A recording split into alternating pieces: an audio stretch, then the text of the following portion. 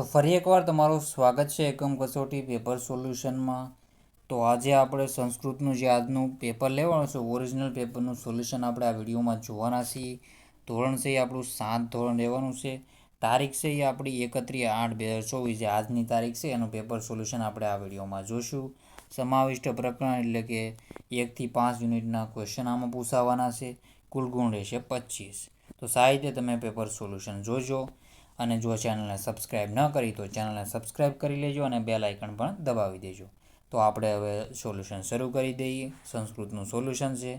આપેલ વાક્યોનું અનુલેખન કરો.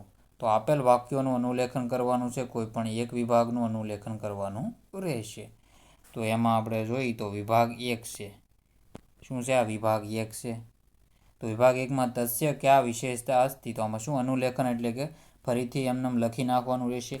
તસ્ય કા વિશેષતા અસ્તિ એમનેમ લખી નાખવું. ભવતી સમૃદ્ધિ મનુકુલ વૃદ્ધિ એમનેમ સીધો જવાબ ઉતારી લેવાનો રહેશે. વૃક્ષસ્ય અધ્ય વેધ્યસ્ય વાઘભટ અસ્તિ એકમ એવમ પ્રશ્ન પૂછંતી ભવદ ગૃહ કાર્ય ભવન દોષા. તો સારી રીતે એમનેમ ફકરા ઉતારી લેવાના રહેશે. સુંદર અક્ષરે લખી લેવું કાંઈ ભૂલ વગર. પછી વિભાગ 2 છે. તો આ પણ સારી રીતે જોઈ લો. આ બધા એમનેમ તમારે સીધા ફકરા ઉતારી લેવાના રહેશે. જવાબ સીધા લખી નાખજો. ગૃહમાં આગત્ય વાર્તાલાપ કરોમી બહુની રૂપકહાણી પ્રાપોતી હિતભૂક ભિત્તભૂક ઋતભૂક હતી નાસ્તિ જન ખલુ વરેત્યા અનંતરમ સ્વસ્થાન ગચ્છતી. પછી છે આપેલા પ્રશ્નોના જવાબ સંસ્કૃતમાં લખો કોઈ પણ એક વિભાગ.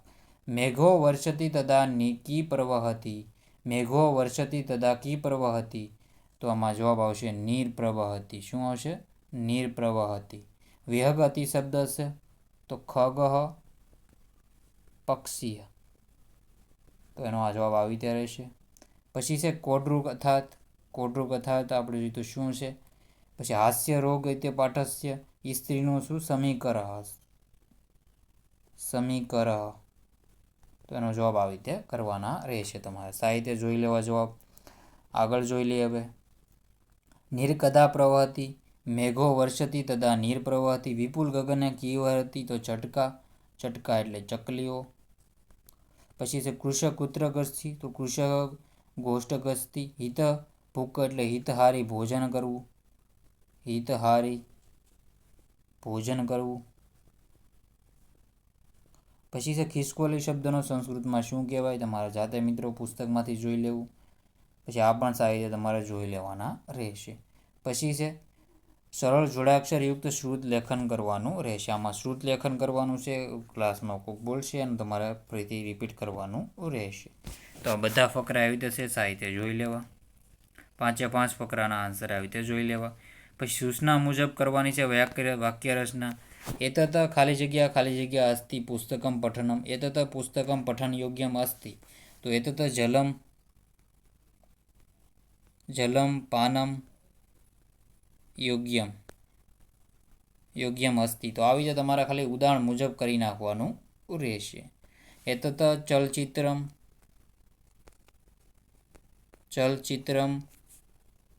દર્શન યોગ્યમ અસ્તિ.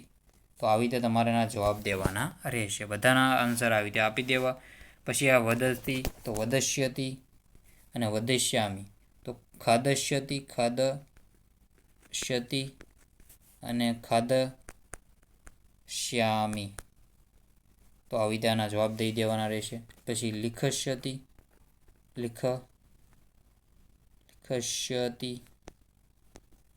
અને લિખશ્યામી.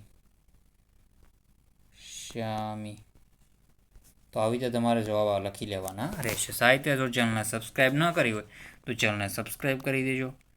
પછી આમાં પણ એમ જ કરી નાખો ભવન ચાય પી બધું. તો કાવ્ય લીખું આ બધાના આન્સર તમારે સાહિત્ય જોઈ લેવાના રહેશે. ઉદાહરણ મુજબ કરી નાખવા. પછી આ ખેતર છે. તો ખેતરનું કૃષિગમ બળદને ઋષભ મજાકને હાસ્યમ દુકાનદાર અને દુઃખીને શોક. આવી રીતે તમારે જવાબ કરી લેવાના રહેશે. બાકી આ ક્વેશ્ચનના આન્સર પણ તમારે જોઈ લેવા સાહિત્ય. આમાં કૃષતિન વાવે છે અને બધાના આન્સર સાહિત્ય તમે કરી લેજો મિત્રો. આકાશ તો શું થશે? આકાશ ગગનમ ચણ ને બધા. વિશાળ તો વિપુલમ પક્ષી. તો એને બધું આન્સર સાહિત્ય જોઈ લેવા. તો મિત્રો વિડીયોનો એન્ડ કરીએ છીએ. સાહેબે પૂરેપૂરો વિડીયો જોજો. પાણી તો જલમ નીરમ થશે, પક્ષી તો વિહગ, વિશાળ તો વિપુલમ, ચણ તો આપણે જોઈએ તો ચણકમ, આકાશ તો ગગનમ. તો મિત્રો વિડીયોનો એન્ડ કરીએ છીએ. જય હિન્દ, જય ભારત.